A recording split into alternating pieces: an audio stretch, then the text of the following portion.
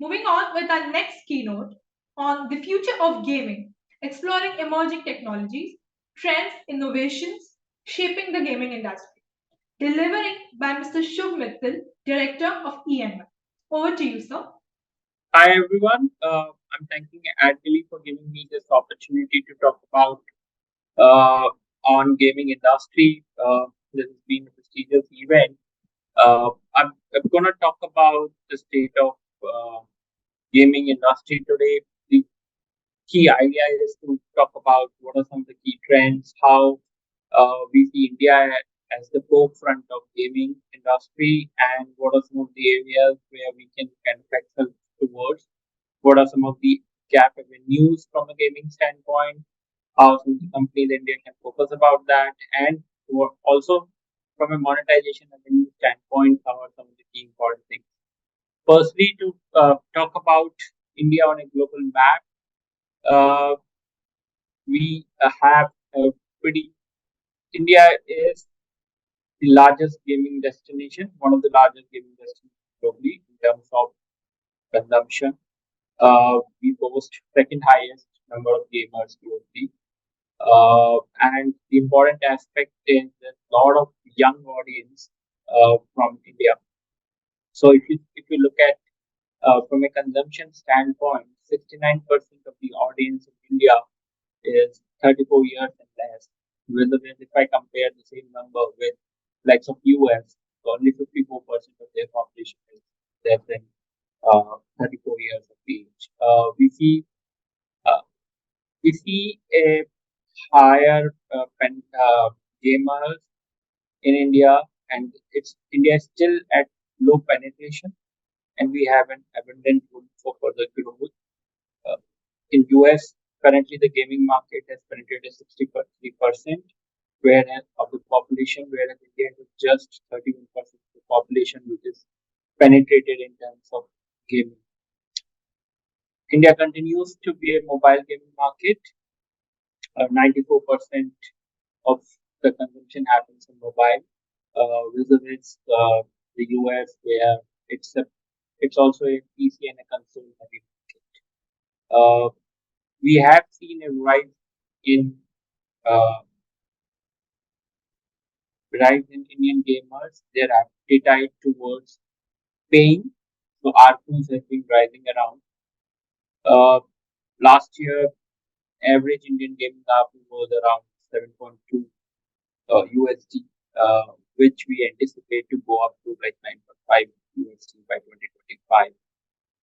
Again, just to reiterate back on the key stats, we have 100 plus million player paying users in 2022, expected to grow 2x by 2025.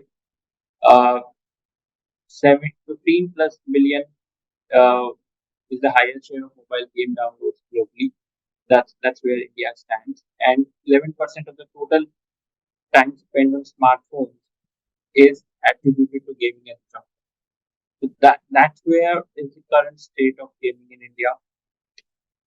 From here, talking about some of the key recent technological and structural evolutions and some of the strong interest which is catalyzing this industry. So some of the key trends what we have seen is 5G, which would transform the entire gaming industry, uh, reduce latency significantly. There's a growth in R2. There's also there's a quite you see PC and console gamers are also on rise in India. There's a growth in in-app purchases.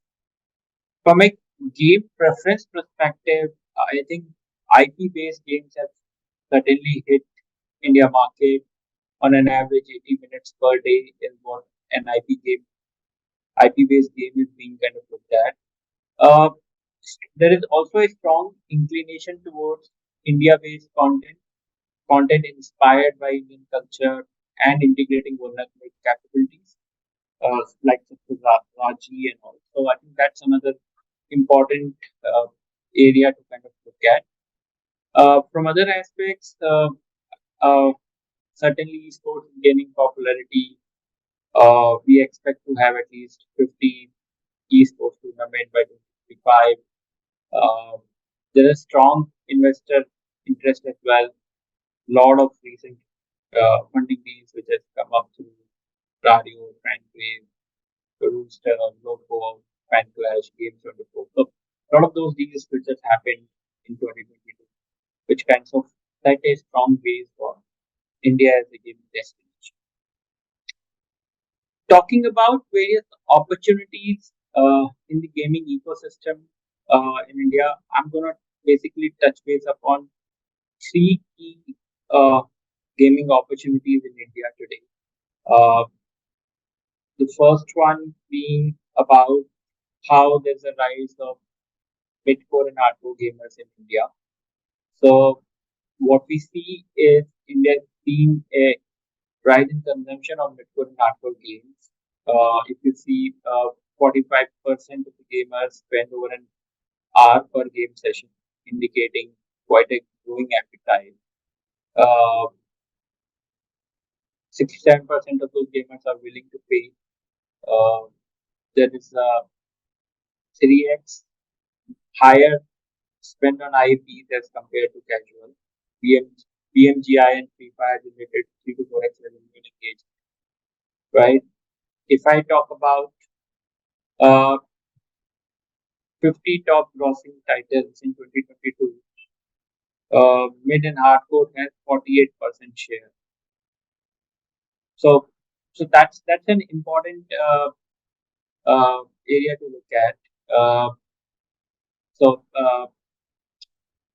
40, 48% of the games are in the mid-core and hardcore category. Indian developers have historically focused on more casual games.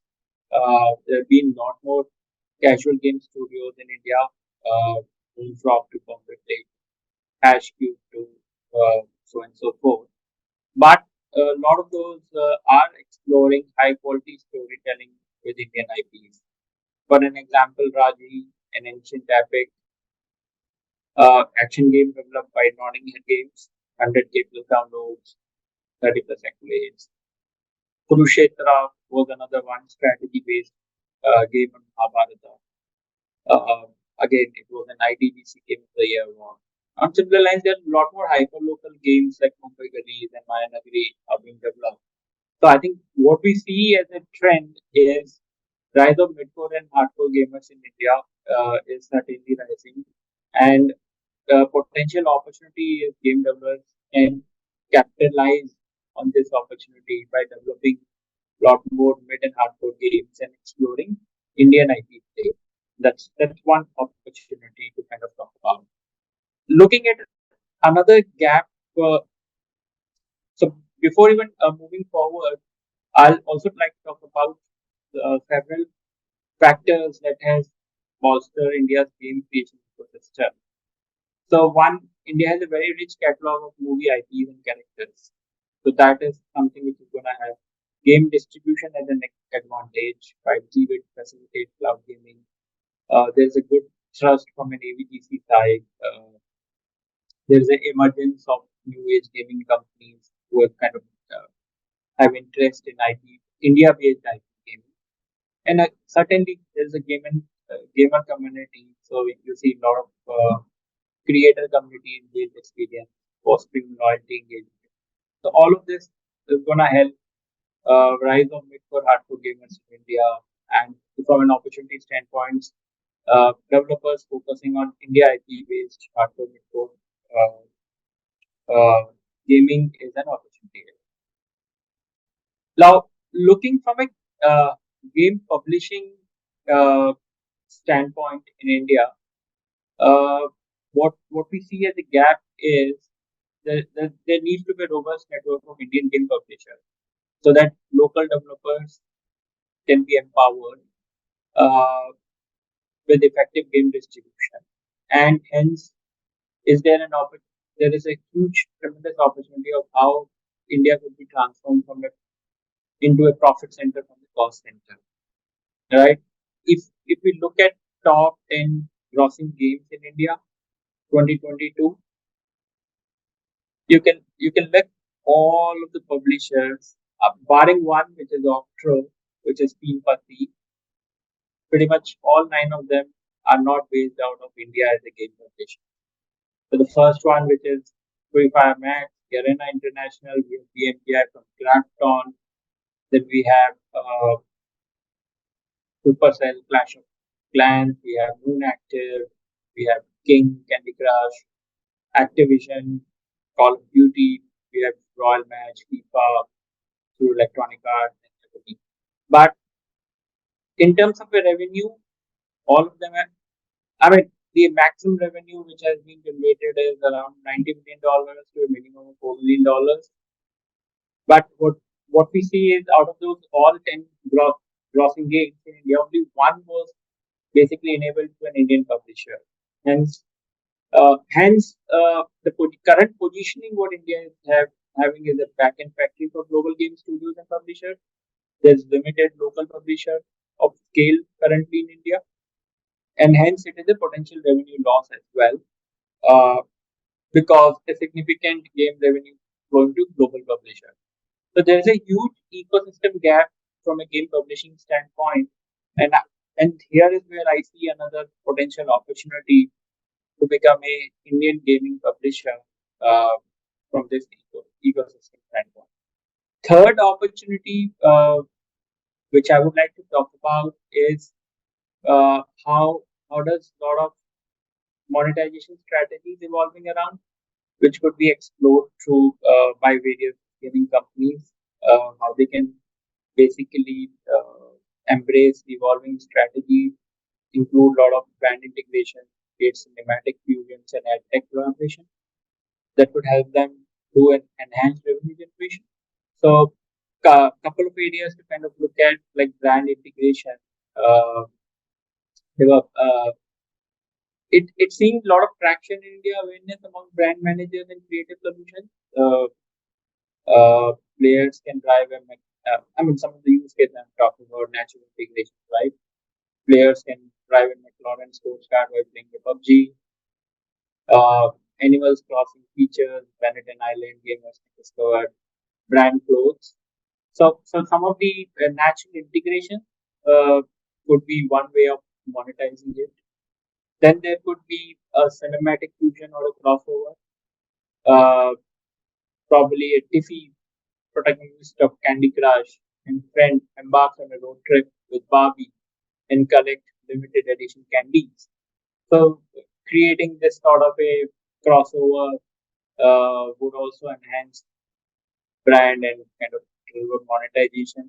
For an example, players had to fight Godzilla and Kong in the game and had an opportunity to gather limited edition collectibles. Uh, that could be integrated to a function. So basically, these trends give enhanced monetization potential. Similarly, collaboration with ad tech firms. I mean, we've heard of Najara acquiring in Dataworks and tech firm. Again, the whole ad monetization yields bring in strong gaming and tech offerings globally. Right, ABN King has partnered with Tyro exclusively for ad monetization. So this is another monetization avenue. You can look at a lot more contextual advertising, look at a lot more native integration, which could drive monetization strategies and drive an additional revenue uh, for gaming companies in India. So overall, I mean, I would like to sum it up by saying that India has a huge potential. It's a growing country, young digital country, a lot of penetration from 5G standpoint. We could see gaming rising up globally, a lot of ARPU getting expanded up, rising in-app purchases. From an opportunity standpoint, I see mid-core and hardcore gamers rising up in India. There could be a lot more potential for Indian IP-based players. Uh, Companies adopting a publishing route in India, becoming a publisher in India could be a beneficial route, and then focusing on evolving around the monetization strategy, innovative ways to basically collaborate with gaming companies as another way to kind of increase potential revenue. That's all. Thank you, friends. Thank you, sir, for your insights.